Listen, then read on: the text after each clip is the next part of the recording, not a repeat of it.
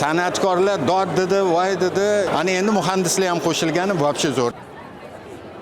Ekologik muammolar bugun yana kun tartibida. Unga yechim esa kutilmagan yo'nalishlardan, san'at va muhandislik uyg'unligidan izlanmoqda. Demak, bugun Toshkent kimyo xalqaro universitetida Art Engineering 2026 ko'rgazmasi o'z ishini boshladi.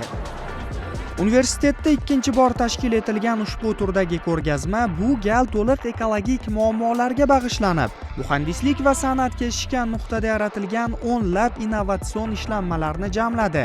Ko'rgazmaga talabalar, universitet xodimlari, turli soha mutaxassislari, ekofaollar, shuningdek oliy ta'lim, fan va innovatsiyalar vaziri ham tashrif buyurdi. Bugun Toshkent kimyo xalqaro universitetida ko'rgazma haftasi boshlandi. Bu ko'rgazmamizning asosiy mavzusi dunyodagi asosiy bugungi kundagi muammolardan biri bo'lgan ekologiyaga bag'ishlangan. Ya'ni muhandislik maktabida tahsil olayotgan talabalar universitetimiz tasarrufidagi, demak, san'at maktabini talabalari bilan uyg'unlashgan holatda butun dunyoda bugungi aktual masala bo'lib turgan muzlarni erishishdan boshlab cho'llanish, havo ifloslanishi, butun bir boshli mana shunaqa muammolarni o'zlarini, demak, ta'lim jarayonida olgan bilimlari orqali ifodalashga harakat qilgan. Asosiy masala bu yerda biz har kuni ekologiyaga yetkazilayotgan zararimiz emas, balki har kuni ekologiyaga biz qanday xizmat qilishimiz mumkin degan g'oya bilan ilgari bormoqdamiz. Va mana shu yerda biz har kuni chiqiniga chiqayotgan mahsulotlar talabalarimiz o'zlari ijod holatiga keltirilgan. Ya'ni muammoni insonlarni ko'ziga yechimini san'at orqali muhandislik yechimlarini berishgan.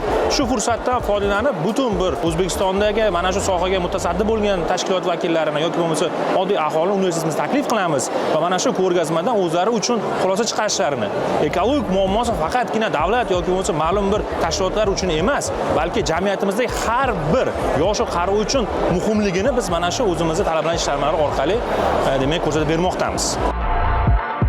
Art Engineering 2026 da taqdim etilgan ishlanmalar shunchaki estetika emas. Har bir ishlanma ortida aniq signal bor. Masalan, cho'l o'rtasida qolgan kema bu shunchaki obraz emas, balki ekologik inqiroz haqida ogohlantirish. Yo'qolib borayotgan suv resurslari va insonning beparvo munosabati shu tarzda ifodalangan. Yoki energetik daraxt, u qayta tiklanuvchi energiya manbalari orqali barqaror kelajak qurish mumkinligini eslatadi.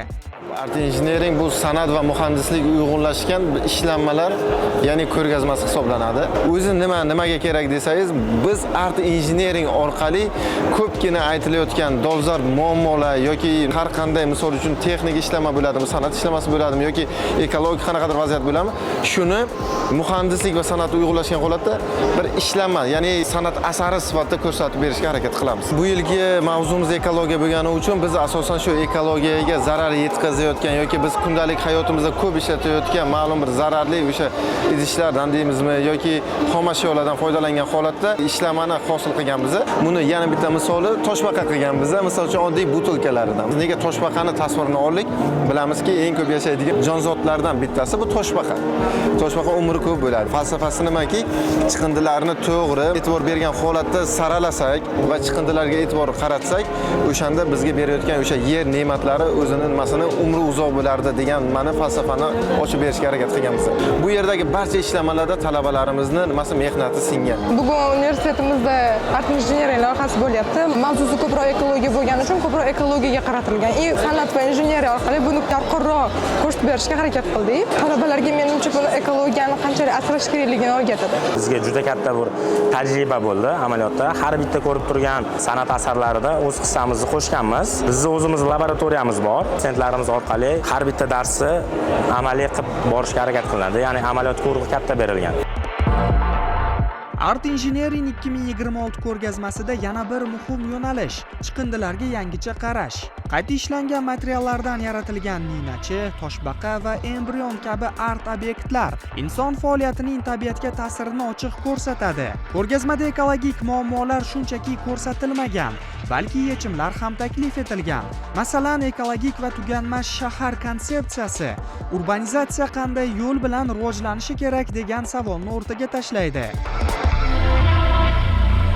san'atkorlar dod dedi, voy dedi, hech kim gapirdi, plakat chizildi, o'qildi, bu qildi, baribir odamlarga uncha ta'sir qilmadi-yu. Ana endi muhandislar ham qo'shilgani вообще zo'r chiqindilar, plastiklar, ekologiyani buzilishi, o'shalarni ichidan kim tushunadi? Muhandislar tushunadi, to'g'rimi? San'atli emotsional tushunadigan bo'lsa, muhandislar konstruktiv tushunadi-da, nima bo'layotganini. Shuning uchun ikkalasini uyg'unlashishi, ikkalasini o'sha muammoni ko'tarishi bu juda kerak bo'ladi. Men aylanib ko'rib ham chiqdim, faqat chiroy bilan cheklanib qolishmagan. Bir g'oya bordi, bir hayqiriq, baqiriq, darddan bor. Faqat bezak sifatida emas, ham injenering ham bor. Har yana aytaman, bir dardi borga ham o'xshaydi. Insonni bir o'ylantirib qo'yadi. Menimcha bu juda kuchli, shu institut uchun ham, bolalar uchun ham bu juda kerak narsa bo'ladi. Hello, my name is Meg. Men Megan Libelt, AQShdagi George Fox universitetidan almashinuv dasturi orqali kelgan talabaman. Yo'nalishim mexanika muhandisligi. Shu sababli bu ko'rgazma menga juda yaqin. Ilgari san'at va muhandislikni bu darajada uyg'unlashtirgan loyihani ko'rmaganman. Bu yerda muhandislikning amaliy va funksional jihatlari badiiy shaklga keltirilib, har kim tushunadigan va his qiladigan tajribaga aylantirilgan. Bu juda chiroyli yondashuv. My name is David Diaz. Ochig'i bu yerda tashkil etilgan tadbir meni juda hayratda qoldirdi. Hammasi yuqori darajada va juda ta'sirli. Ayniqsa bu yerdagi muhandislik dasturi kuchli ekanini sezish qiyin emas. Professorlar ham juda bilimli. Bu semestr davomida juda yaxshi tajriba oldim va uni muvaffaqiyatli yakunlashni intiqlik bilan kutyapman. I'm Nate Childs. Men Nate Childs. AQShdan almashinuv dasturi asosida O'zbekistonda tahsil olyapman. Oldin ham turli muhandislik loyihalarini ko'rganman, lekin bu ko'rgazma butunlay boshqacha.